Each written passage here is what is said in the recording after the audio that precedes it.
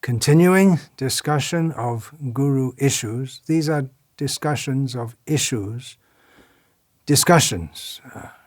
bringing out some of the points without necessarily laying down it has to be like this, or it has to be like that, but just bringing out some of the nuances, the various complex situations that can arise when we're dealing with people.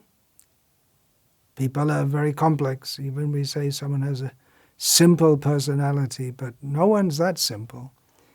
And then we're asking them to surrender through the medium of a guru, to surrender to Krishna, and how complex human interactions can be, even between guru and disciple. There are many issues which may arise.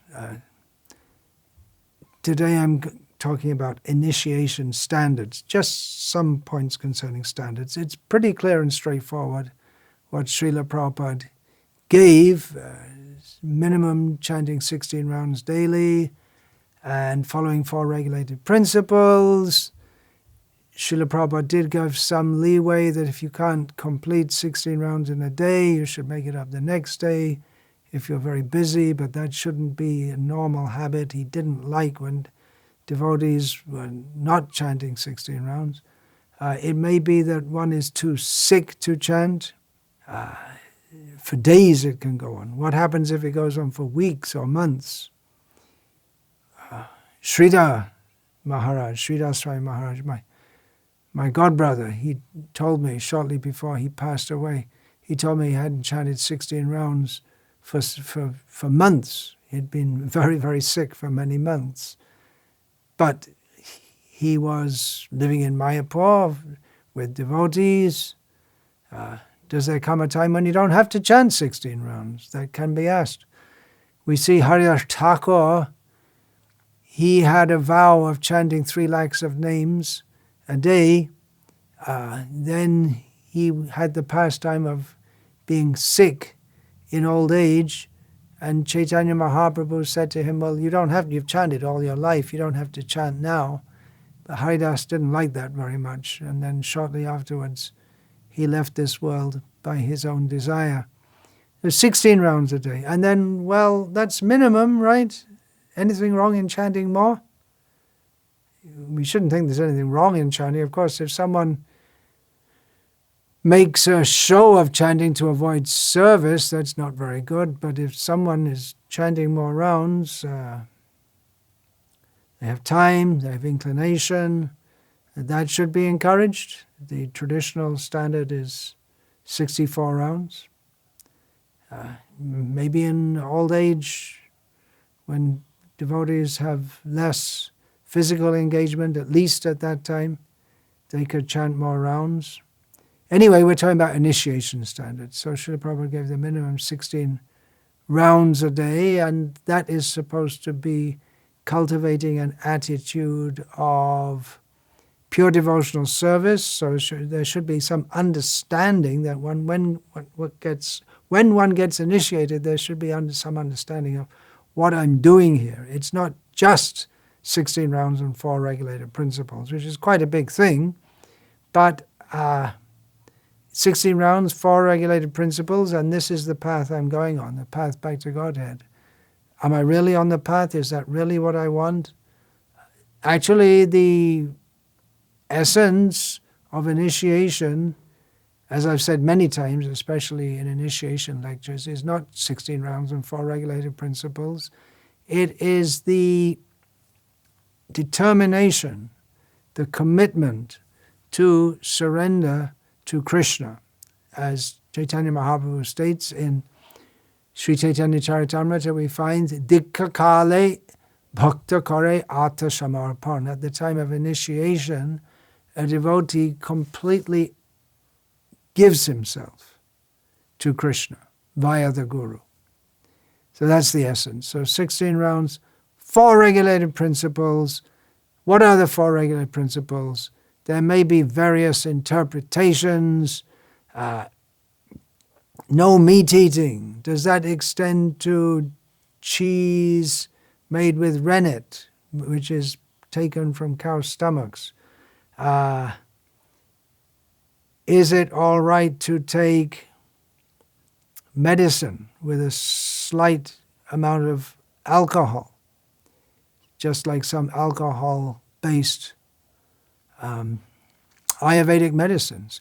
Apparently, that's okay, at least in Srila Prabhupada's teachings, as I was told by either Jananivas or Pankajangari Prabhu in Mayapur many years ago, that when devotees in Mayapur, Western devotees, were getting sick with liver problems, Srila Prabhupada told them to take Bengal Chemical. It's a famous company in Bengal, West Bengal, to take their Calmeg decoction, which is strongly, it's based on alcohol. Calmeg is a very bitter root herb. So you're supposed to take that with water. It'd be very hard to drink a lot of it at a time, enough to get tipsy. But there may be some leeway, and we have to see how far do you take it. Does that mean that in the name of medicine you get bottles and bottles of Ayurvedic medicine which is made with alcohol and drink that? Of course not. No meat, no fish, no eggs. Apparently, and that's widely accepted, Srila Prabhupada was told that in the Western countries, in America, the milk that is widely available in cities, you can't get any other milk at that time, at least. You can't purchase from the store any milk which doesn't have fish oil mixed with it. And apparently Srila Prabhupada said to use it anyway. Does that mean that it's okay to drink fish oil? What about gambling? Stocks and shares, futures, does it constitute gambling? I've discussed this in some lecture. The illicit sex, what is the definition of that? Well, Srila Prabhupada, the definition he gave is no sexual activity except that meant for procreation within marriage. And many devotees follow that, but apparently there are many who don't also. And as far as I see, Srila Prabhupada didn't discuss in detail about this. He would initiate husbands and wives and already married. He'd tell them the standard, but he didn't get deeply into what they're actually doing. What about initiating homosexuals? We know with heterosexuals, if they're not married, they have an escape valve, in as much as they can get married and have sex according to religious principles. Of course, it's not meant for indulgence, but there is a way out, so to speak. There is a license. Yes, Srila Prabhupada called married life a license for sense gratification. So there is a way to engage the sexual propensity in a way which is concordant with Krishna conscious principles. But for homosexuals, they don't have that. So it becomes very difficult for that. I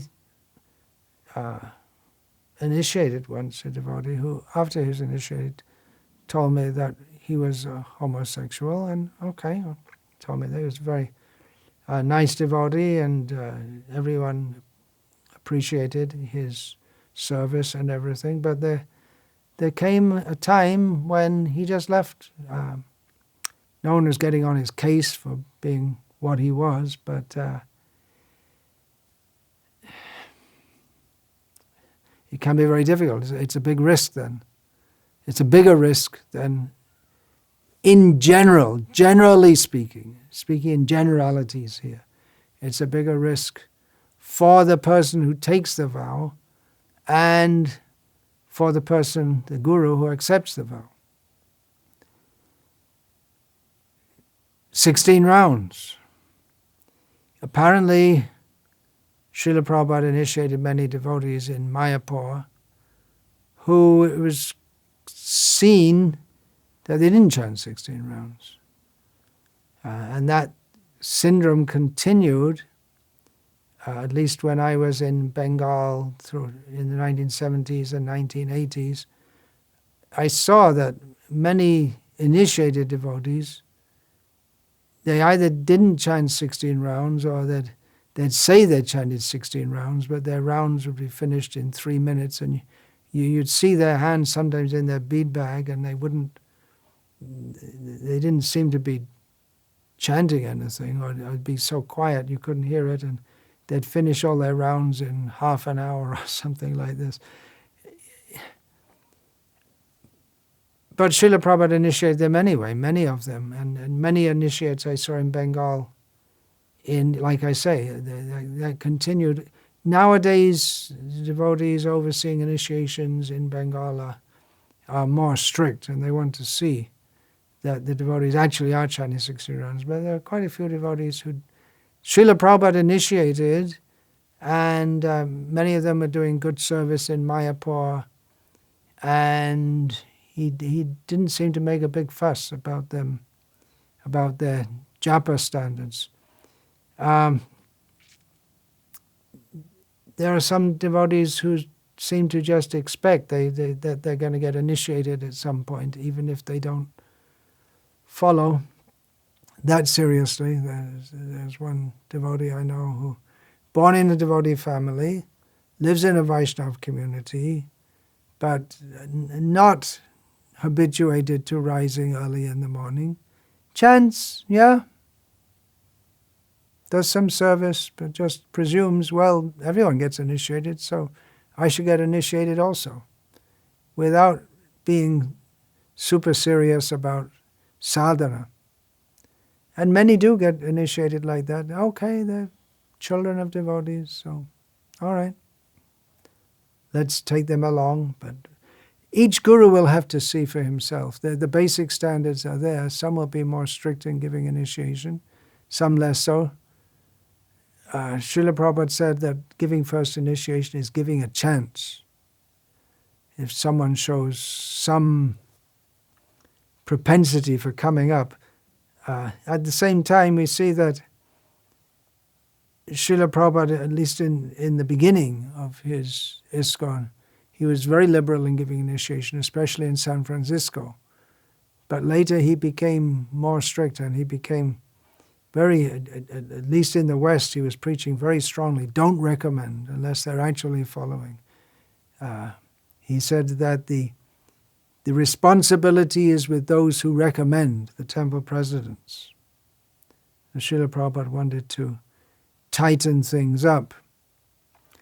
So the standards for initiation, previously we wanted to see in the 1970s, at least when I joined in 1975, we wanted to see that devotees were rising early, fully engaged in devotional service, because the standard for an initiation, or the standard to be a devotee in ISKCON in the Western world, was that you lived in a temple. And it was expected, if you're going to get initiated, well, you live in a temple, that means you have to get up, you have to go to Mangalati, you have to attend the whole morning program, you have to engage in devotional service all the time. Those standards have changed now, because most devotees are what we call congregational members. And whether or not they all have Mangalati or attend a Mangalati in the temple, or they have Mangalati late, or whether or not they're taking only Krishna Prasadam, that's one standard which has really slipped a lot, so much so that it hardly seems to be a standard anymore at all in many places and among many devotees. It's just taken as normal that devotees can eat in a vegetarian restaurant or buy some bread here, there, or anywhere from anyone. So the spread of the movement, the congregational spread of the movement, it seems is practically necessitated that standards have slipped, that devotees don't have a full sadhana program from 4:30 in the morning till at least 8:30 in the morning every day. just by necessity, because by 8:30 most of our devotees, they're on their way to work. I don't know any guru in our movement who's so strict that says you have to have a full sadhana program, even though I believe that's a law of ISKCON, that you have to have a full morning program to be initiated. But it's impractical for many devotees. Somehow or other, if they chant 16 rounds, they can slip under. And it may be that they're very serious devotees, their commitment is there, but they have material commitments which are so binding that they can't practice Krishna consciousness to the level that they would like to. And then we can see, eventually, when they retire, they can start to do so. In the meantime, they're being carried along, they're getting initiated, there's some sense of commitment. So like Srila Prabhupada said, it's giving a chance. Of course, to be initiated, 16 rounds, 4 regulated principles, and some proper understanding should be there also. We don't want to see people at home, they have deities of Gaurnitai and Radha Krishna and demigods. They should understand that we are here to surrender to Krishna via the Guru. And that means, Mamekam Sharanam Vraja. We worship Krishna. We won't worship demigods. There can be some somewhat complex cases. A devotee, disciple of mine, wrote to me about 2 years ago about his father-in-law, asking if his father-in-law could be ultimately initiated. His position, his father-in-law's position, is that he's all his life been, or all his adult life, been a karma kandya priest. He does Hindu religious ceremonies for Hindu people, things like marriage ceremonies, death rites, then engagements, and then not so many are followed nowadays, but these would be the main ones. And also it's very common for Karma Kandya priests to do Satyanarayan pujas for people so they can get some material benefits. Even though it's worshipping Narayana, it's very much in the scope of Karma Kanda. It's definitely seen as worship for the sake of getting material benefits. After coming to Krishna consciousness, reading Srila Prabhupada's books, associated with devotees, he thought that, well, even though my father did it, my grandfather did it, all my forefathers did it, this is not so good for someone who wants to be in the pure devotional line. So he wanted to sustain himself in another way. Then he did some other jobs. He was working in a computer company, something which doesn't... To work in a computer company, there's no religious or philosophical position per se. You do a job, you get money. Whereas with Karma Kanda, you're encouraging people in a religious mode which binds them in material life.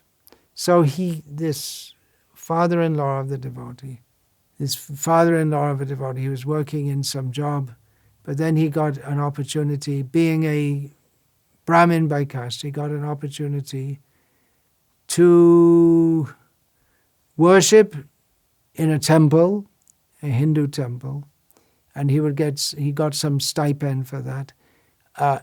Shiva temple, which was more to his taste. He understands that Vishnu is supreme, there are demigods. The demigods are not supreme. But he took up, you could say, a job, so to speak, as a pujari, and he was doing that. So the question is it suitable for him to be initiated? So it's a question. I'm just bringing this up as the kind of things that we may have to consider. Someone's worshipping Shiva as a job, so to speak, to maintain his family. Is that in itself acceptable? Well, there are generations of priests who have done such things, and still do that. It used to be that priests would live off donations or that from devotees coming to the temples, or they would be supported by local rich men, kings.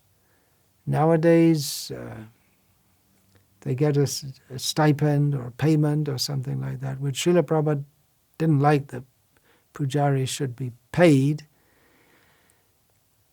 The question arises that, well, we want to spread Krishna consciousness to as many people as possible, but we have to be careful in bringing in persons who are not really devotees at heart. They could be coming in for other reasons. Those who know the history of Narottam Das Thakur know that two leading Smarta Brahmanas became his disciples. And that's the way casteism works in India, that if a leader within your caste does something, then others they also like to follow. So many followers of these two, among whom the most famous was this Ganga Narayan Chakravarti. So many of those other brahmanas who had looked up to him, they thought, oh, he became a Vaishnav, got initiated as a Vaishnav, we shall do also. But they hadn't undergone the change of heart that he had done. So they adopted Vaishnava customs, but they brought in a consciousness, a smarta consciousness, into Vaishnavism. That's how that is explained. And then they operated among the growing Vaishnav community. They operated as the priests. It's natural within society that there are priests, and then if you become a Vaishnava and you have your regular priest, the family priest who does all family functions, like I'm saying, the Anaprashana, Simantonayana, before that Garbhadhan Sanskar, all these things. So what do you do if you go out of the Smarta system, you come into the Vaishnav system? So many Smartas saying that many people were becoming Vaishnavas. That may be another reason they became Vaishnavas, so they could get the clientele of the Vaishnavas. And in this way, they converted Vaishnavism into, or they brought in a strong element of Smarta consciousness. And they became the ritual brahmanas doing all these activities. And in this way, Smarta contamination entered the Gaudiya Vaishnava Sampradaya. This is one explanation. Similarly, Virachandra Prabhu, the son of Srila Nityananda Prabhu, he brought a Sahajya Buddhist sect into the Gaudiya Vaishnava line. This Sahajya, we think that's a Vaishnava subsect, but actually the Sahajya sect, it's apparently existed long before Chaitanya Mahaprabhu's advent in Bengal, and many Buddhists were Sahajiyas. It's hard to imagine, but it was a different flavor of Sahajiyaism. And maybe the Sahajiya sect even predated Buddhism. It's hard to say historically, but it's well accepted that Virachandra Prabhu, he brought a Sahajiya Buddhist sect into the Gauriya Vaishnav fold. But they continued, or many of them continued, with their wrong ideas and practices. And this was a major factor in bringing Sahajiyaism into Gauriya Vaishnavism. That is how that is one, or these are actually two examples of interpretations of Gauriya Vaishnava history. So what do we understand, or what are we to deduce from this? We have to be careful who we bring in. There may be people who come into Krishna consciousness, and Srila Prabhupada, he mentions this, that some people, they come into Krishna consciousness for the sake of economic development, and then they leave when their economic development actually happens. And living in the West, we may not understand this, especially in the early days of this movement in the Western countries where devotees were very poor. But in India, the devotees started building big opulent temples, and for many people who joined our movement and became brahmacharis. But for many people who joined our movement and became brahmacharis in India, for them to join our temple and become full-time devotees was a step up socially and economically.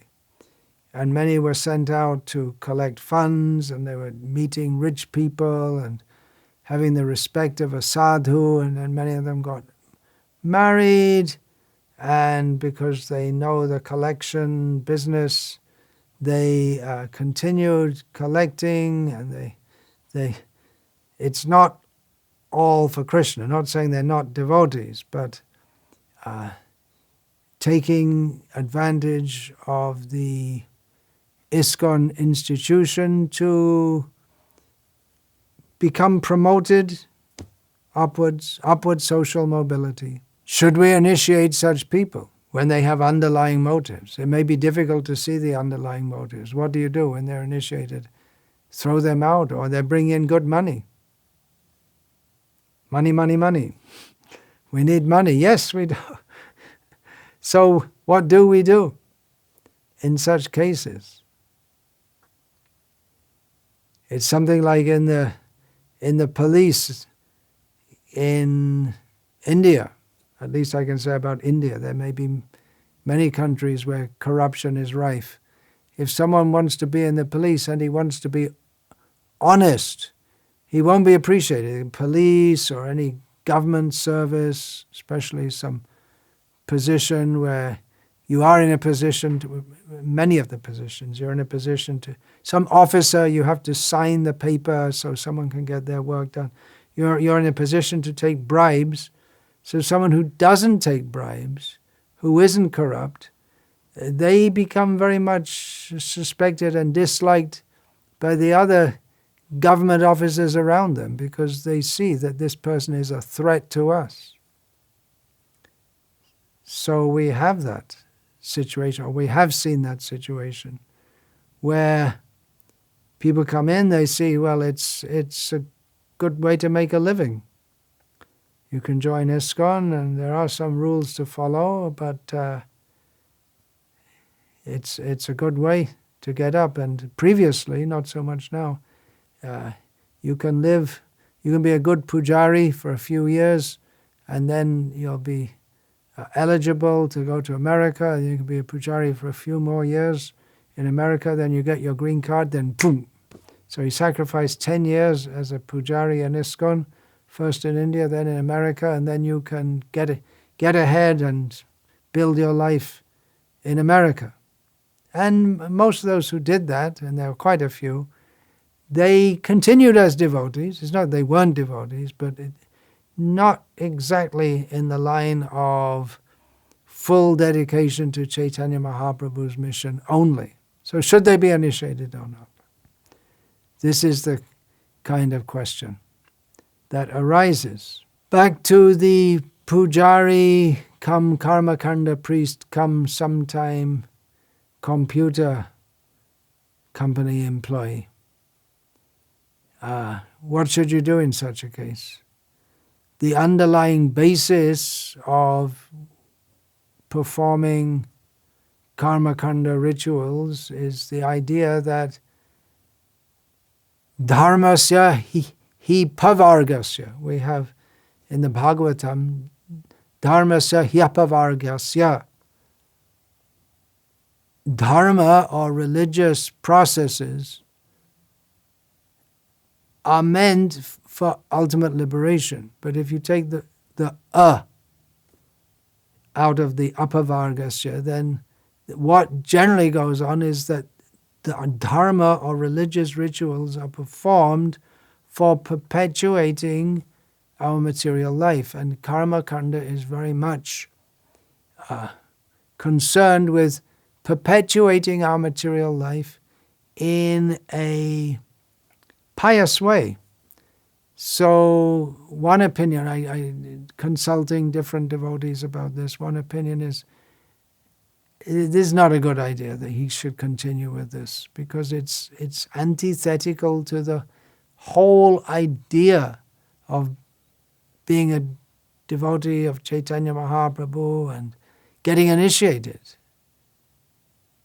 Then the suggestion came, well, maybe he could, instead of performing the rituals for materialistic people in a materialistic way, he could do that for Vaishnava householders. Then he'd have to be awarded second initiation along with the first, on the condition that he will no longer perform these karmakanda rituals as a profession or take up a secular job. There's always a need of pujaris and cooks in ISKCON temples, so that's a possibility. Yeah, then you're getting initiated so you can get a job as a pujari or cook in an ISKCON temple. Not so wonderful either. But on the other hand, he is serious to be a devotee. He wants to be a devotee. He knows the philosophy. He's chanting 16 rounds. He's following the principles. But his life situation is like this. So what should he do? He should go to the secular world and just get a job like so many others. Previously, prior to getting this request for initiation, I had initiated two men who were karmakanda priests by background. One thing is, it's hard for them to get any other profession. This is what they've been doing all their life. They're trained in it, they know it. I told them to get their clients, you could say, or the people who come to them, to say Hare Krishna and to give them one of Prabhupada's books. Karma Kanda is within the broader scope of Varnashram Dharma. How much we promote it is questionable.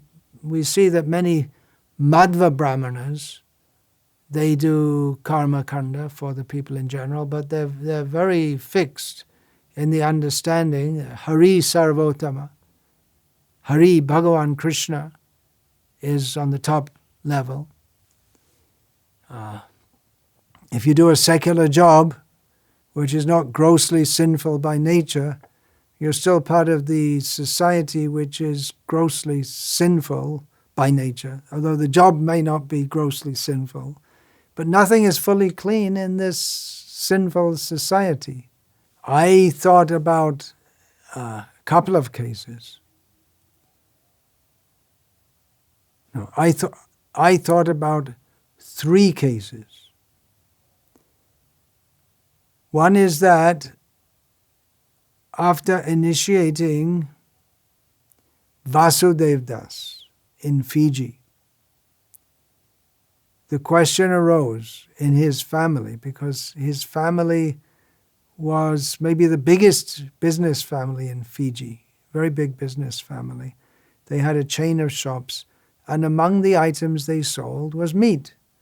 So the question arose that, well, shouldn't he be told to stop selling meat? And Prabhupada said, no, let them go on and let them realize for themselves that they shouldn't sell meat. Actually, Prabhupada said, no, let them go on doing it. And the devotees understood that in course of time he'll realize for himself, which he did quite soon. Another case, Bhurijan Prabhu writes about this in his book, My Glorious Master. If you haven't read that book, please read it. It's very inspiring, informative, enlightening, instructive. Bhurijan Prabhu, at some point, he started a business selling tapestry handbags. And he was making quite a good profit. The business was going well. And he used to send Srila Prabhupada checks, a donation every week. Although previously, he and his wife had been serving Srila Prabhupada's mission in Hong Kong as full-time dedicated preachers. So he relates in that book that he felt guilty that he was neither serving Srila Prabhupada in Hong Kong nor back in Australia. His wife's from Australia. He wasn't living in the temple. He was living outside, doing a business. And he was selling something, tapestry handbags, which is a long way from being a sinful item. And he was giving Srila Prabhupada regular donations. But Srila Prabhupada, when Bhurijan Prabhu spoke about this with Srila Prabhupada was enthusiastic about the business. And he said, it's good, it's a good business. And Bhurijan was surprised and he said, well, I'm selling handbags, how is that good? And he described that Prabhupada looked at me soberly and said, one has to do something. In this regard, Bhurijan Prabhu commented in his book, a householder living outside the temple must support his family. By Krishna's mercy, I both supported my family through a relatively sinless enterprise and was able to send weekly donations to Srila Prabhupada. Prabhupada's appreciation of these small successes led him to term my business good. Another instance I can relate, this from my own personal experience, a devotee in Hyderabad, I met him probably in the 1990s. He was elderly at that time and has almost certainly passed away in the meantime. He told me that he attended some of Srila Prabhupada's lectures in the 1970s in Hyderabad, which were attended by literally thousands of people, and that after attending some of the lectures, he came to meet Srila Prabhupada at ISKCON's temple in Hyderabad. And Prabhupada met him, and this gentleman, whose name I forget, told Srila Prabhupada that I'm doing toddy business. Toddy means naturally fermented alcohol, palm sap alcohol. And he said, but now he told Srila Prabhupada, now I realize that this is wrong. So should I stop it? And he told me, this man told me that Srila Prabhupada thought for a moment, he said, well, you have to support your family. Now isn't that amazing? It's selling alcohol, but Srila Prabhupada said you have to support your family. I can only guess that Srila Prabhupada, from his own experience as a businessman, a man of the world, understood that to earn a living and to support a family, it's not such an easy thing. And that a person in midlife, after doing a business for so many years, it may be very difficult for him to just leave one business and go on to do something else. So Srila Prabhupada saw in practical terms. Of course, at that point, that man didn't ask for initiation. Later, he retired and lived in the temple full time. This was after Srila Prabhupada passed away. I met him in the 1990s, and he was initiated. That wasn't exactly a question about initiation, just about whether or not he should continue with his business. Anyway, I'm just bringing out some issues. Sometimes who to initiate, you have to see. It may not be so straightforward. Years ago in Bangladesh, there was one or two young girls wanted to be initiated by me, but the town president didn't want to recommend. He said, no, we don't like to recommend young girls, because what happens in many cases is that they get married to fish eaters or meat eaters, and then they're obliged to follow their husband, and they can't follow. So we don't like to recommend. Only after initiation. Only after marriage we'll see their situation. A similar thing happened in Hyderabad, again talking about Hyderabad, where some girls wanted to be initiated, but the temple authorities, this was from Srila Prabhupada, they wanted to be initiated from Srila Prabhupada. The temple authorities were doubtful about whether they'd be able to continue following all the vows after marriage, because society is like that. Especially Indian society, especially at that time, and still like that, the wife has to follow the husband. So if the husband forces the wife, now you have to cook meat, eat meat, then what will the wife do? Then she'll be forced to break the principles all her life, which is why previously in Bengal, I read a book by a Christian English woman talking about the position of women in Calcutta, and this would be maybe early 20th century, that many of them were devoutly religious, but the Vaishnavas or the Vaishnavis, they would not want to take initiation until after bearing children, till their childbearing period was over, because they wouldn't be able to follow all the vows. They'd be busy with their children and so on and so on.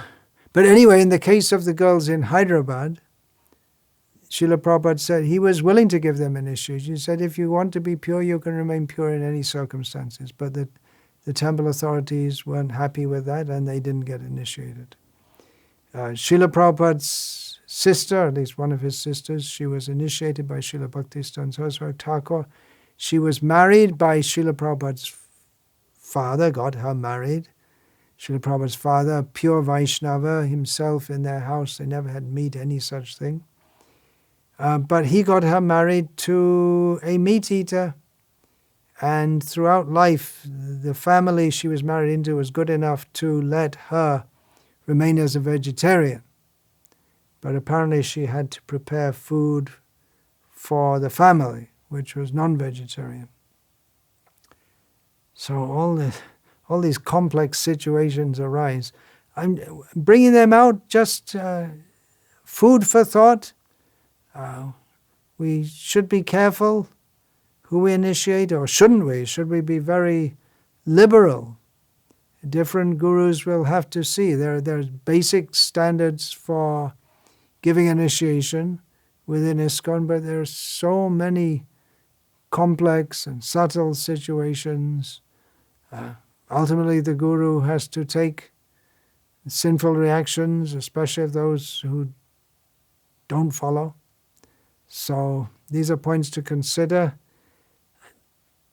Presently, Srila Prabhupada's disciples are physically old. They're not going to be here much longer.